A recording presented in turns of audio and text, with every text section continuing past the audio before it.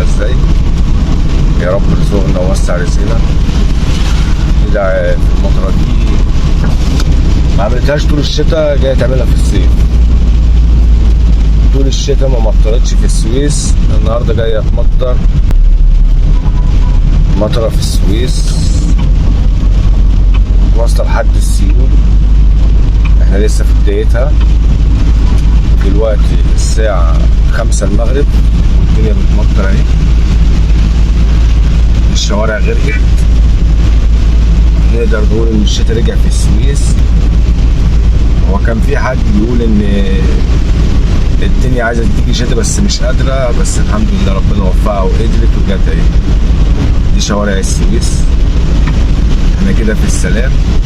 السلام غرقانة، غرقانة بمعنى كلمة غرقانة. بحر عوم يا جماعة. الدنيا بايظة خالص، واصحاب العربيات يخلوا بالهم. بلاش السرعة، شغل انتظار وبلاش السرعة. العربية هتعوم لو دوست فرامل مرة واحدة، مش هتمسك فرامل. خلي بالك وربنا يسترها علينا وعليكم. واحدة واحدة يا جماعة السواقين، واحدة واحدة. واللي مش مضطر للسفر ما يسافرش. يعني لو المشوار عندك مش ضروري ما تسافرش، لو ضروري توكل على الله وربنا يسترها على الجميع. السويس حرفيا غرقت في اقل من 5 دقايق. السويس غرقت. بصوا يا جماعه، بصوا كله مشغل المساحات ازاي. صعبات جاي من بعيد بشغل المساحات. المية شديدة. الجو قلب مرة واحدة كده، متعرفش قلب ازاي. مش عارف اصور بالتليفون. بصوا كده يا جماعة، كله مشغل المساحات. كله مشغل المساحات. عرفت كلها مشغل المساحات. حرفيا السويس جنة دلوقتي. السويس جنة معنى كلمة جنة. الموضوع مختلف هنا خالص يا جماعة.